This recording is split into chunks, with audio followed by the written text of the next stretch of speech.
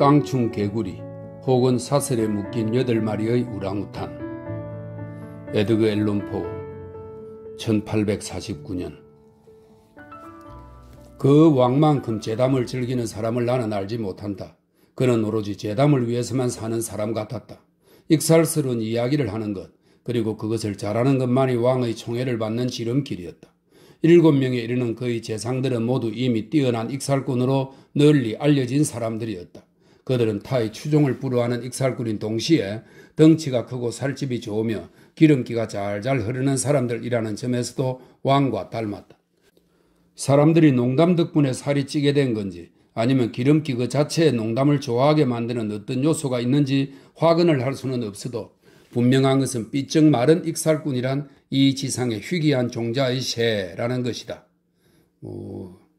이 지상의 희귀한 종자의 새라는 부분에 설명이 있습니다. 로마의 풍자작가 유베날리스의 작품에 나오는 구절로 원문은 라틴어로 되어 있다고 그러네요. 이 지상의 희귀한 종자의 새라는 것이다. 재담의 세련됨 혹은 왕의 표현을 빌리자면 재담의 유령에 대해서 그는 별로 신경 쓰지 않았다.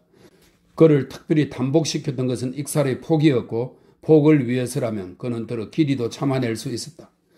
지나친 섬세함은 그에겐 따분한 것이었다. 그는 볼테르의 자디그보다도 라블레의 가르강티아를 선호했을 사람이고 대체로 언어 유희보다는 직구전 장난이 그의 취향에 더 잘 맞았다.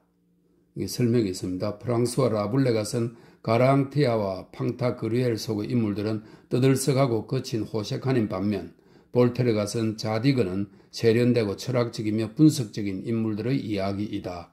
설명이 있습니다. 이 이야기의 배경이 된 시대에는 어릿광대가 궁정의 유행에서 아주 동떨어진 존재가 아니었다. 막강한 위력을 지닌 대륙의 권력자 중 몇몇은 여전히 모자와 방울이 달린 알록달록한 옷을 입은 광대를 궁중에 머물게 했다.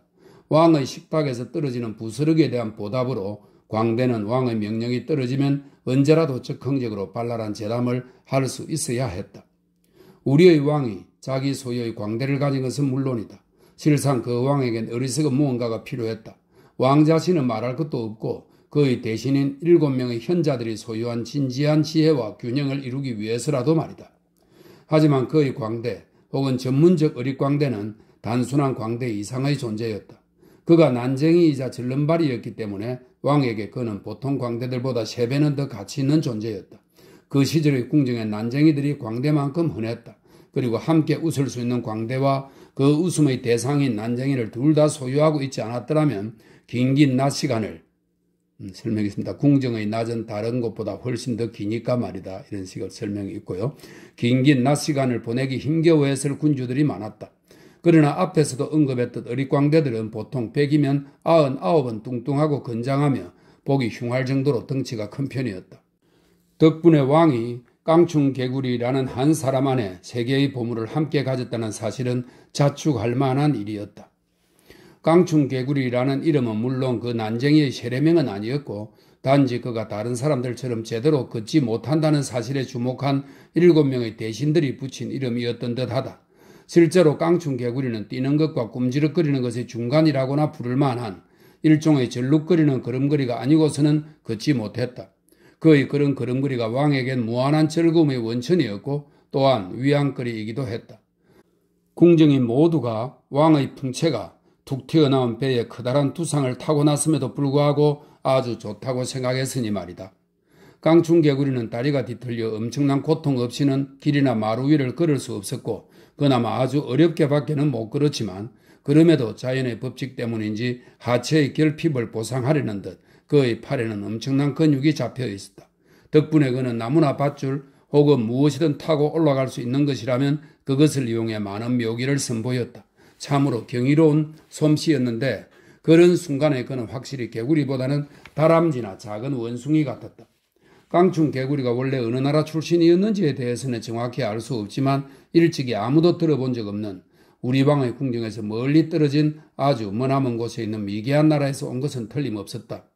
왕의 휘하에서 승승장구하던 장군 중 하나가 깡충 개구리와 그보다 키가 약간 큰 난쟁이인 어린 소녀, 설명이 있습니다. 비록 남달리 균형 잡힌 몸매에 경이로운 춤솜씨를 자랑하던 무의였지만 이런 설명이 있습니다. 어린 소녀를 인접 지역에 있던 각자의 집에서 강제로 유괴해서 왕에게 선물로 보냈던 것이다. 이런 정황으로 볼 때 자그마한 이 두 포로가 남달리 가까운 사이가 된 것은 놀라운 일이 아니리라. 실제로 그들은 곧 영원한 우정을 맹세한 친구가 되었다. 깡충 개구리는 사람들에게 꽤 많은 재미거리를 제공하긴 했지만 결코 인기가 많은 편은 아니었던지라 트리페타에게 도움을 줄 능력은 별로 없었다. 그녀는 비록 난쟁이지만 워낙 우아하고 아름다웠기 때문에 많은 사람들에게 두루 감탄과 귀여움을 샀다. 따라서 그녀에게는 꽤 많은 영향력이 있었고 기회만 있으면 자신의 영향력을 이용해 깡충 개구리를 도와주었다. 어떤 날이었는지는 잊었지만 한 중요한 국경일을 맞아 왕은 가장무도회를 열기로 결정했다. 가장무도회나 그와 비슷한 종류의 행사가 궁정에서 개최될 때면 언제나 깡충 개구리와 트리페타가 그들의 재능을 발휘하도록 불려 들어갔다. 특히 깡충 개구리는 가장무도회를 위해 화려한 행렬을 꾸리고 희한한 인물을 생각해내고 기발한 복장을 꾸며내는 등의 솜씨가 대단해서 그의 도움 없이는 실제로 아무 일도 이루어질 수 없는 듯 했다. 축제의 밤이 다가왔다. 가장무도회를 휘황찬란하게 해줄 온갖 종류의 고아물로 장식된 호사스러운 방이 트리페타의 눈아래 펼쳐졌다. 궁정 전체가 기대로 들썩였다. 복장과 인물로 말하자면 모든 사람이 무슨 옷을 입고 어떤 인물로 가장할지 벌써 한참 전에 결정을 내린 것으로 보아도 무리가 아닌 듯 했다. 많은 사람들이 어떤 인물로 가장할 것인지 일주일 혹은 한 달 전에 이미 결정을 내렸다. 어느 누구한테서도 티끌만큼의 우유부단도 찾을 수 없었다. 왕과 7명의 대신을 제외한다면 말이다. 그들이 무슨 이유로 그렇게 끝까지 망설였는지에 대해서는 추측이 불가능하다. 아마 일종의 농담으로 그렇게 한 게 아니었을까? 그들의 몸매가 너무 뚱뚱해서 결정을 내리기가 어려웠다는 게 좀 더 그럴 법하다. 어찌됐든 시간은 쏜살같이 흘러가서 정해진 축제의 시간이 코앞에 닥쳐왔다. 그런 상황에서 그들은 궁여지책으로 트리페타와 깡충 개구리를 불러들였다. 조그만 두 친구가 왕의 부름을 받고 나타났을 때 왕은 내각을 구성하는 7명의 대신과 함께 앉아 포도주를 마시고 있었다. 왕의 얼굴은 아주 불쾌해 보였다. 왕은 깡충 개구리가 포도주를 즐기지 않는다는 사실을 이미 잘 알고 있었다. 그 불쌍한 절름발이는 포도주를 마시면 그의 광적인 상태에 빠졌고 광적인 상태란 결코 편안한 느낌이 아니었기 때문이다. 그러나 짓궂은 장난을 좋아하는 왕은 깡충 개구리에게 억지로 술을 마시게 해서 그가 명랑해지도록 강요하기를 즐겼다. 이리 오너라 깡충 개구리. 어릿광대와 트리페타가 방으로 들어서자 왕이 말했다. 이 자리에 없는 너희 친구들의 건강을 위해 여기 가득 따른 술잔을 들어 모두 꿀꺽 마시거라. 그런 뒤 기발한 착상으로 우리를 도와주거라. 인물, 특출난 인물 말이야. 무언가 대단히 신기한, 평범하지 않은 인물을 생각해내라. 똑같은 인물들만 한없이 반복하는 것에 신물이 났으니 말이야. 이리 와, 어서 마시라. 술이 들어가면 너희 생각이 반짝반짝 빛날 테니까. 깡충 개구리는 왕의 이 같은 무리한 요청을 평소처럼 농담으로 얼버무려 보려고 했다. 그러나 그렇게 하기에 힘에 부쳤다. 그날이 마침 그 불쌍한 난쟁이의 생일날이었기 때문에 이 자리에 없는 친구들을 위해 술을 마시라는 명령을 받은 그의 눈은 눈물로 글썽거렸다. 난쟁이가 공손한 자세로 폭군의 손에서 술잔을 건네봤자니 닭똥 같은 쓴 눈물이 술잔 속으로 방울방울 떨어졌다. 아하하하. 난쟁이가 마지못해 술을 쭉 들이키어자 폭군이 홍소를 터뜨렸다. 좋은 포도주 한 잔이 가진 막강한 위력을 보라고. 이것 좀 봐. 눈이 벌써 반짝반짝 빛나질 않은가? 불쌍한 친구. 그의 큰 눈은 빛을 발한다기보다 반사하고 있었다. 흥분을 잘하는 그의 두뇌에 포도주는 강력하면서도 즉각적인 효과를 미쳤다. 그는 떨리는 손길로 탁자 위에 술잔을 내려놓은 뒤 반쯤 미친 듯한 눈길로 주변에 있던 사람들을 둘러보았다. 그들은 모두 왕의 장난이 성공한 것이 아주 기뻐하는 것처럼 보였다. 이제 본론으로 들어가야지요. 살이 디룩디룩 찐 수상이 말했다. 그러세. 자, 깡충 개구리, 우리를 돕도록 해라. 인물들, 그렇지, 인물들이 필요하거든. 우리 모두 말이야. 하하하. 왕이 이 말을 진짜로 농담삼아 한 것이었으므로 7명의 대신은 그를 따라 웃어댔다. 깡충 개구리 역시 살짝 다소 공허하게 웃음을 지었다. 어서 뭐 좋은 생각 없느냐? 왕이 재촉했다. 무언가 아주 새로운 것을 생각해내려고 노력 중이옵니다.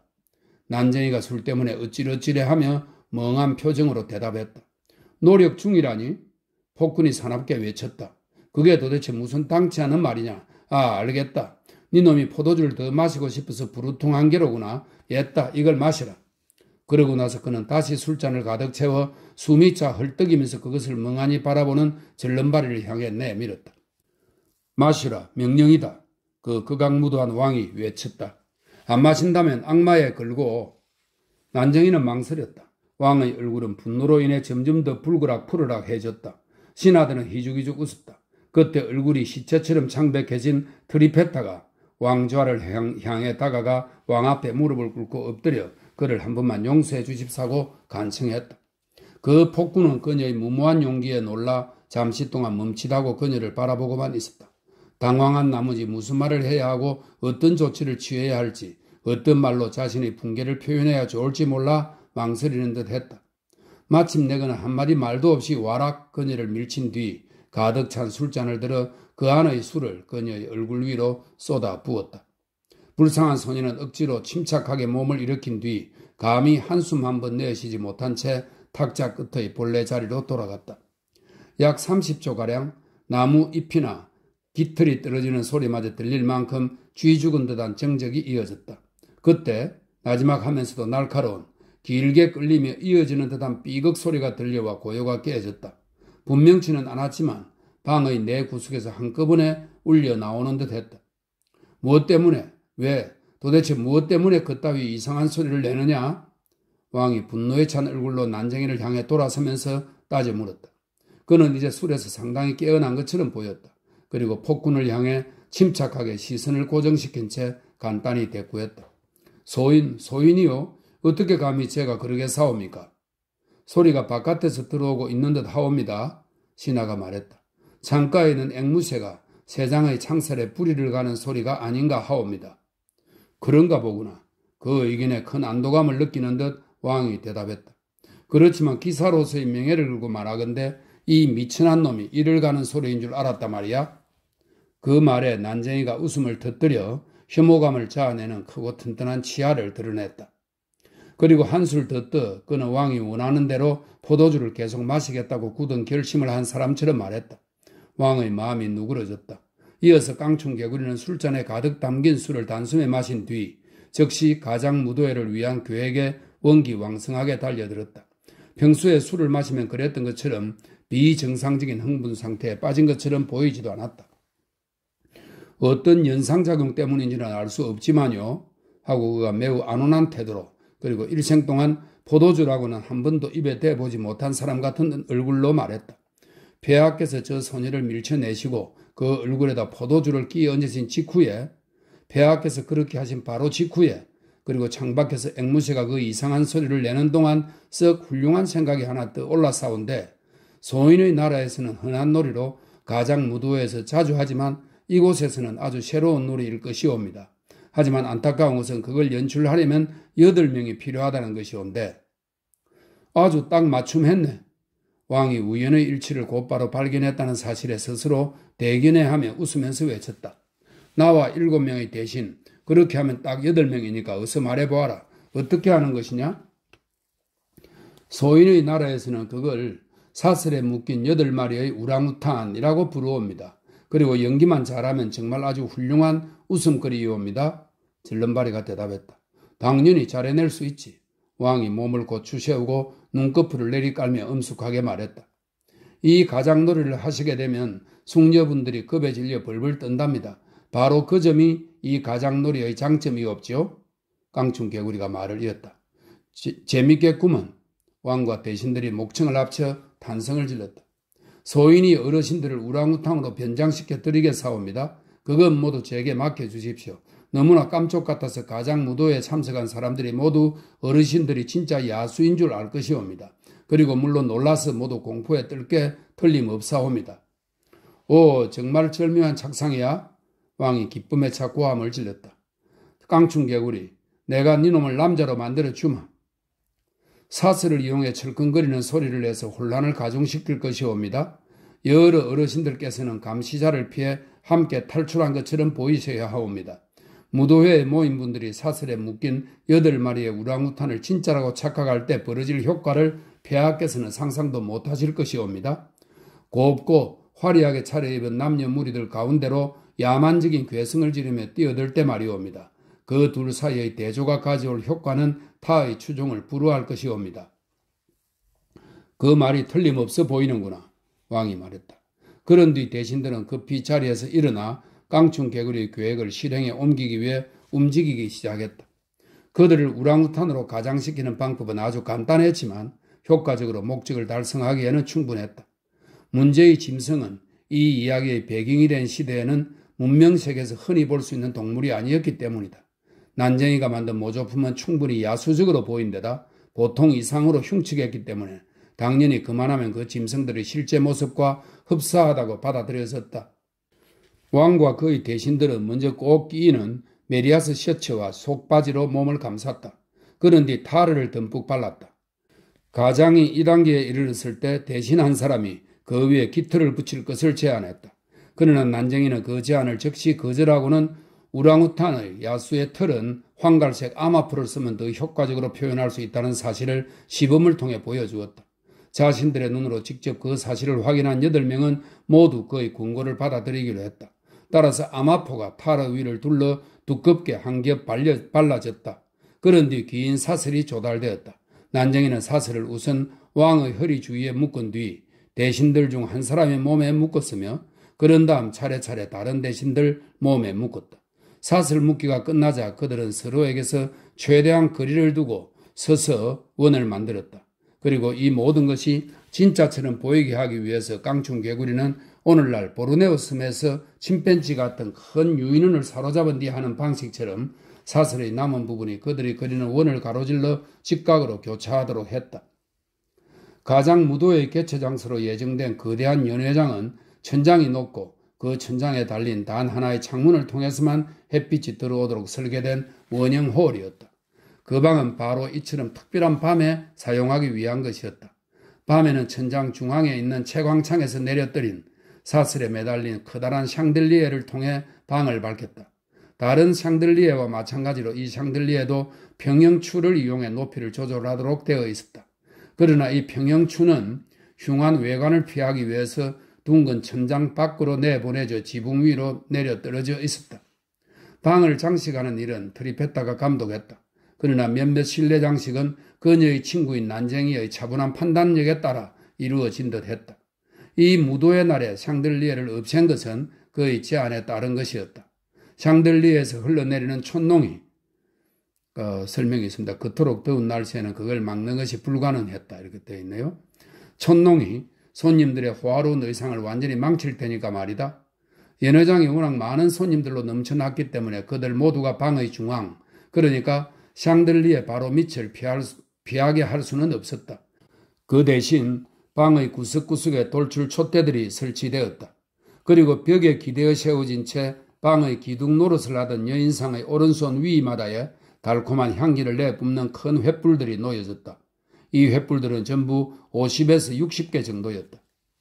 8마리의 우랑우탄들은 깡충 개구리의 조언대로 참을성 있게 자정까지 방이 가장 무도자들로 가득 찰 때까지 기다렸다가 방에 들어갔다. 시계가 12시를 치자마자 일시에 방으로 뛰어들어갔다. 아니, 함께 굴러 들어갔다고 하는 편이 알맞겠다.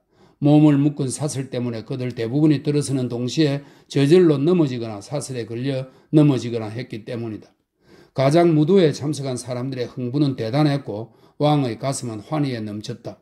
기대했던 대로 적지 않은 수의 내빈들이 사납게 생긴 짐승들을 정확히 오랑우탄인 줄 알아본 것은 아닐지라도 진짜로 일종의 야수인 줄 안 게 분명했다.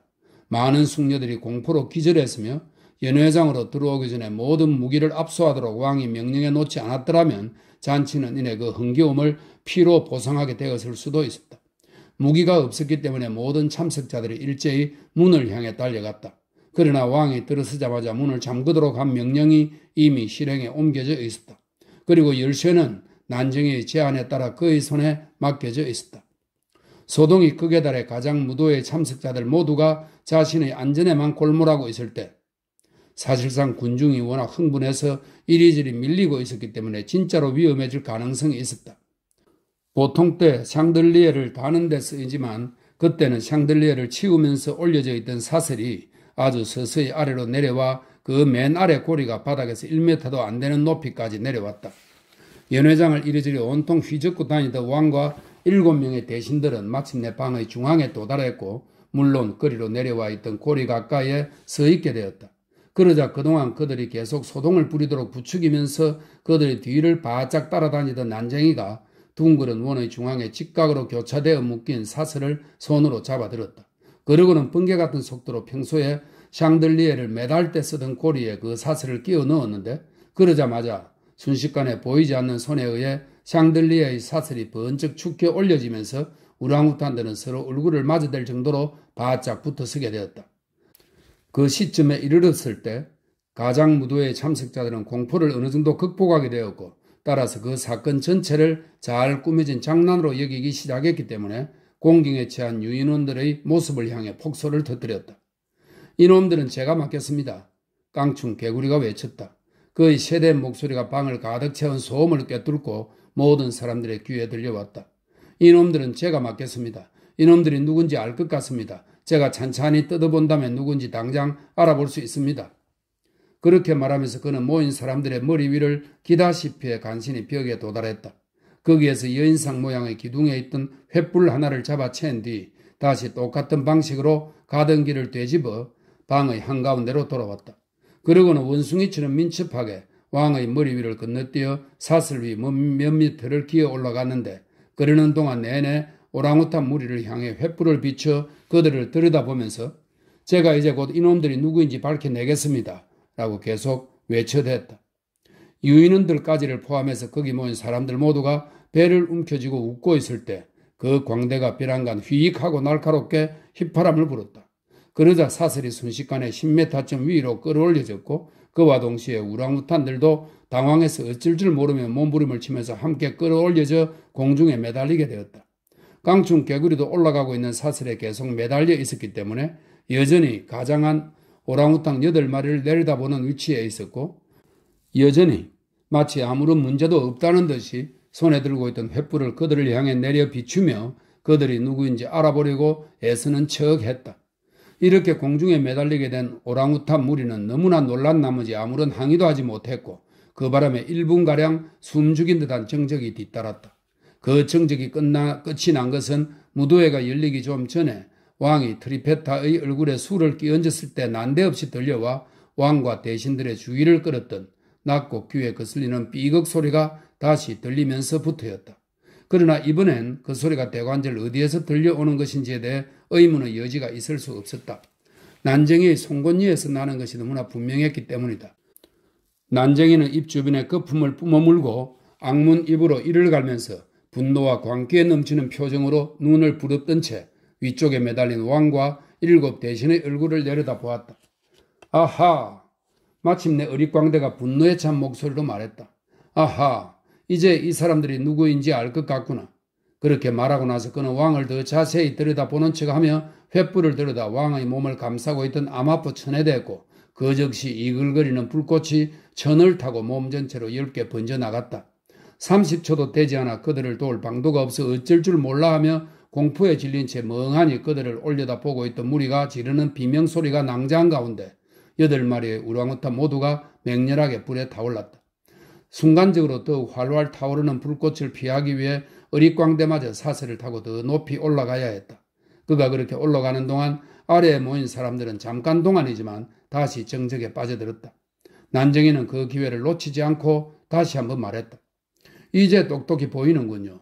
이렇게 가장한 사람들이 어떤 유의 사람들인지 바로 위대하신 국왕폐하와 7분의 대신이군요. 방어할 능력이 없는 소녀를 주저없이 후려치던 왕, 그리고 왕이 그처럼 무도한 행동을 하는 걸 부추기던 7명의 대신들. 저로 말하자면 전 고작 어릿광대인 깡충 개구리에 지나지 않습니다. 그리고 바로 이것이야말로 저의 마지막 적흥 연기이옵니다. 아마포와 탈의 강한 연소성으로 인해 난쟁이가 그 짤막한 연설을 마치자마자 그의 복수곡이 완성되었다. 불에 거슬린 8구의 시체는 형체를 분별할 수 없는 한 덩어리의 악취를 풍기는 끔찍한 물체가 되어 사슬에 묶인 채 매달려 흔들거렸다. 절름발이는 손에 든 횃불을 그 시체들을 향해 힘껏 내던진 뒤 유유히 천장으로 올라가 창문을 통해 사라졌다. 난쟁이가 꾸민 불타는 복수극의 공범은 연회장의 지붕에 자리 잡고 있던 트리페타였으리라. 그들은 함께 고국으로 도망쳤다고 전해진다. 이후 아무도 그들을 보지 못했다.